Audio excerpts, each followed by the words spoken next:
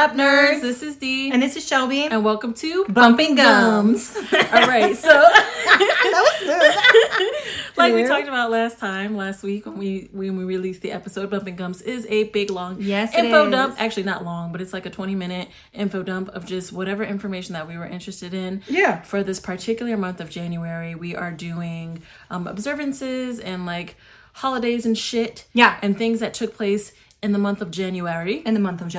So this is what we are talking about today. This is what we are talking about today. So I'm going to go first since Shelbs went last time first. So went first last time. Ooh, can we do something real quick? Sure. Can we do corrections corner? Let's do a corrections corner. Okay, because it's not really a corrections corner. I just want to clarify something that I said on the very first episode, because we had quite a few people who were very up in arms about what they thought was miscommunication. So I said there may be some evidence leading to Estevanico coming into Florida before Christopher Columbus. And I specifically said maybe because there was possibly maybe an infinitesimal chance that maybe possibly maybe the 13-year-old is that he came to Florida. Maybe, potentially. Maybe, possibly, maybe. Infinitesimal chance. So we never know. But I just want to correct that. I just want to correct that and just let people know that it was not a solid statement. My shit talking after was, yes. But that was not a solid statement. But thank you so much for the corrections and for informing us, because we want it. Inform us. Because if we're saying some wrong shit on here, we don't want to say some wrong shit. So anywho, then. Let us know. Back to D. All right. Let me make sure this stays plugged in, because we will have a problem if it doesn't. It almost came out. Ooh. All right. It almost did, yeah. All right, so my first thing is fairly quick and fairly short, and it's something that is near and dear to my growing beef, birds. Okay? So January 5th was National Bird Day. Fuck all the birds in the world. Fuck every single one of them. I hate them all. We will always have long-standing beef. Fuck them all. Oh, yeah. I'm kidding. They're great for the ecosystem. There's things that are happening. The reason why they have this day is just to shed light on the critically endangered birds. Yes. Yeah. So they're just bringing awareness to those critically endangered birds that are providing things to the ecosystem to help out. And I have those list of birds, at least 11 of them. I have 11 of them. So one of the birds that is... Oh, you know what? Let me also clarify. This is to promote awareness for birds that are also, they're captured or produced in captivity. So it's those birds specifically, but also the ones that are like super, super endangered. So nice. The 11 birds that are on the critically endangered list are the Siberian crane, the Indian bustard. These, I'm going to probably be pronouncing these incorrectly, so... We're just doing our best. Yeah. English is hard. It's my first language, but it's hard. It's my only language, honestly. Actually, I'm fluent in Spanish as well. She's bilingual. Anyway. Bitch knows her shit. I know my shit. White-backed vulture, a red-headed vulture, a forest owlet, spoon-billed sandpiper, white-bellied heron, Jerdan's courser, I'm gonna guess. Peppers are so cute. Anyways, continue on.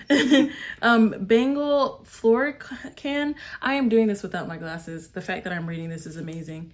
Himalayan quail, sociable lapwing, and a yellow-breasted bunting. Fuck all of y'all. Moving on. No, just I promise you, every single one of those birds are gonna shit on her car. They probably will. You know what's so crazy? They will hunt her down and find her just to shit on her car. It is like low-key all wildlife that I have beef with, but specifically birds and deer. Yeah. I hit a deer one time and that was it. Yep. So them cousins is out. The cousins is out after me. Mm-hmm. They've been after me since I hit the one deer. The whole family line hates me, and the whole family line goes across states. The Ohio deer then talk to the Florida deer. Yep. And they are not happy with my ass. They can't stand her at all. But rightfully so. She done killed their cousin. I mean, he or auntie or sister or mama. They galloped away. Yes. They were pissed, and they may have died in the bushes. But from what I saw, they were still alive and well. Anywho's in. All right. My second thing was On January 22nd of 1973 is when the Roe v. Wade ruling was set into place. If you guys are not familiar with the Roe v. Wade ruling, it is, I'll just read it. It's just the Supreme Court recognized that the right to liberty in the Constitution, which protects personal privacy, includes the right to decide whether to continue a pregnancy or not, which is pretty much saying you got the right to do an abortion if you want to do it within certain, parameters. I don't have all those written down, but within certain parameters, they were like, hey, you can do what you want because it's none of our business. We gonna get out your coochie. We gonna get out your business. We gonna let you do what you gotta do. And they was like, bet, we love that. And then less than 50 years later, they was like, hey, that ruling that we made, just kidding. JK. It's actually all of our business. We didn't know what's going on. And they was like, let's get this. They snatched that thing right on back. Snatched it. Less than 50 years. But January 22nd, 1973 is when it was put into place. The thing that made this whole thing very interesting, and I'm kind of confused as to, not confused, it's just funny that it was pretty much overturned, is because of why they set it to rule in the first place. Mm-hmm. The reason why the whole thing got set to rule in the first place and how it ended up being protected initially was because of the 14th Amendment. Mm-hmm. The 14th Amendment, if you don't know, I got it. There's actually, I think, like 5 sections in it. Pretty much says that if you're a citizen and all that, you no state shall enforce a law that pretty much infringes on your freedoms, in essence. So it's pretty much saying, like, if you have privileges or immunities, the states, the government should not have any right to anything that has to do with your life, your liberty, your property, all of that. So marriage, childbearing, contraceptive, religion, all that, they're not supposed to be in your shit. They're not supposed to be in that shit. You can do how you need to do it. That's what the 14th Amendment talks about. There's also some other interesting things in the 14th Amendment, which... the 14th Amendment is very interesting. It's very interesting because I think it's the 5th article that talks about, it's the 5th or the 4th. One of the articles talks about you're not supposed to be in a place of like power in Congress, former president, electee, and pretty much stage a coup. Yeah. Or be a part in a coup. Yeah. That's like in the Constitution. That's like in the Constitution. But the only thing that I think that people really care about in the Constitution is freedom of speech and guns. Somewhat. Only somewhat. Only somewhat freedom of speech. Like, you Only can't have somewhat. drag queens out being drag queens. You can't have freedom of speech if you are anything other than... White male. White male privilege. We should put that in, like, big glittery letters. White male privilege. Then we're going to have all the white males out of our heads. But, yeah, so that Let was them bring the us thing. some clout, though. Please watch it and all. It's not the 5th, it's the 4th that I was thinking of. Oh, no, it's not the 4th, it's the 3rd. Okay. Is it the 3rd? Yep, it's the 3rd. Insurrection or rebellion against the same or given. Yeah. Anyway, not what I was talking about. Roe v. People Wade. really should read the Constitution. You know what's so funny? Oh, god damn it. Okay, so funny enough, I went on a... when all the stuff was kind of going on with the elections and just stuff in general, I went on this really weird not splurge, but just search of the Constitution and all of the amendments and I just was reading them just to see, and I was very confused because a lot of the stuff that's in there the stuff that's taking place shouldn't be allowed. Yes. Based off the Constitution. Yeah, no, 100%. But there are other laws and like bylaws and stuff like that people use to get around. The Constitution. It's written in such a way that they are able to get around it, which makes it super tricky and weird. They wrote it vague specifically for that. I feel like the way that they wrote the Constitution in general, not to like go off because I want to make sure like you still are able to say all the things that you need to say, but when they wrote the Constitution in the first place, it was so that it was lax and it was a little more vague because they did not want to have a monarchy or a dictatorship occurring because they wanted to try to be as little of England as possible. Right. Which is so funny because they made it lax, which made what we are today, which is basically almost a dictatorship. Which is almost, we're like right there. So at the time before, just to go back to the Roe v. Wade thing, at the time when it was decided for it to be in effect, all the states, I believe, had banned abortion at the time. And they also noticed anytime you ban something, people are going to find a way to do it anyway. Yeah. They did it with prohibition. They did it with this. And people died. A lot of people died. Women, mostly because, yes. Actually, women, period. And, you know, having that information of what happens when it didn't exist to, you know, flash forward 49 years because it didn't make it to 50 years. Also, crazy enough, this is in most people's family's lifetime, like parents' lifetime. Yeah. So, yeah. But there's a lot of that. There's actually, I won't get into that now. Yeah. I'll get into that later. But yeah, you see what happened during that time, and there's a good chance that it will happen again. And we're already starting to see some of those effects of it not being in effect. So I guess we'll just see. We'll just see. All right. That was it? That was my information. I love that. Sorry. That was good. I know that was very long, and it went. No, that was good. Okay. That was really good. It was all over the place. I loved it though. I was like, yes, by all means, talk about Roe v. Wade. Yeah. So my stuff today, I have some stuff about the month of January, and I'm going to try to be consistent with like the monthly shit. But actually a very large section of what I have has nothing to do with the month of January. Okay. I just found it and thought it was fucking really dope. Cool. I think I sent it to you, but I got more information on it. I don't know. Well, when I start reading it, you might remember. Okay. So you guys know January 1st is actual National Hangover Day.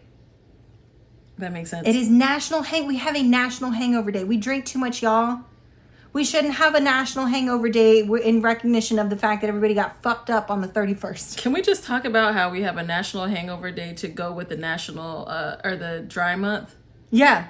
And there's another month that has to do with, prohibition started on the 17th. Of this month? Of this month. And prohibition started on the 17th of this month. That's because everybody went booty hole wild and was out here. Balls to the wall. Balls to the wall. Fucking teabagging everybody.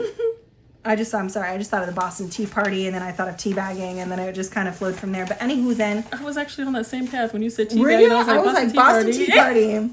Boston Tea Party. Anyways, another cool thing. Okay, so I love etymology. I love like words and the history of words and like how words were specifically created and where they stemmed from and so on and so forth. I love etymology. And National Thesaurus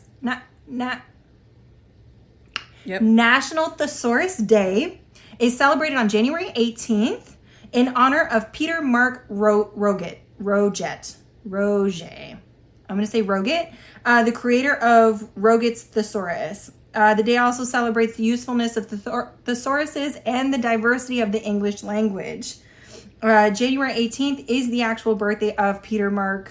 I'm just going to call him Peter Mark, who was born in 1779. I was like, 1970? That's crazy. No, he was born in 1779 on January 18th. He retired from medicine in 1840 to work on his thesaurus, which was published in 1852. Nice. How crazy is that? That's wild. That's crazy as fuck. First of all, the fact that he lived that long is crazy. The fact that he lived that long in the 1700s. I mean, I know. How did he not have like, what was it? Like dysentery? Wasn't that popping back then? Or that cholera, dysentery. Smallpox? Was that happening? That was kind of smallpox was there. It was like, it was sprinkled in. Yeah, it was some lice. I mean, you're talking about like all sorts of shit. All sorts malaria? of shit. Malaria? Depending on where you was at. Dysentery? No, just God. All sorts of shit was going on. You had the witch hunts. No, I'm just playing. I don't really know. Witch hunts? I don't really know. Hey, please, if anybody knows the dates and the years of when these things started popping up, by all means, hop up in and let us know. We're just fucking around. We're not being serious. But for real, let us know. Anywho's there's also something in the month of January called Blue Monday. It's the name given to a day, and it's usually the third Monday in January, where it's supposed to be the most depressing day of the entire year. Really? Yes. Okay. I don't know how accurate this is for the internet. I don't know how accurate this is, but the concept was first published in 2005. A press release from the company named Sky Travel. They used a quote-unquote equation. Nobody really knows what the equation is, but it was a quote-unquote equation. And it takes into account weather conditions and thus also only applies to the Northern Hemisphere. So the third Monday in January is the most depressing day of the entire year. But only for the Northern Hemisphere. Only for the Northern Hemisphere. Interesting. Isn't that crazy? That is crazy. And it's called Blue Monday. That is cool. And then when I was researching it and looking it up, it pulled up, I love the movie Inside Out. And Sadness was on there. And she was just so cute with her little blue self. And I was like, she's adorable. But anyway, she pulled it for Blue Monday. Now, my main thing that I want to talk about. Las Pachucas. Las Pachucas. Have you heard of them? No. Okay, Las Pachucas was a Mexican American group of women who were the female zoot suits. Okay, yes. They were the female zoot suiters, which at some point I do want to talk about the zoot suit riots. Please. Because that is a crazy cool story. Super crazy but time. But also just crazy time in general. Man. But just the zoot suits in general, wild. Please bring them back. Can we just have zoot suits back? Because I'm sorry.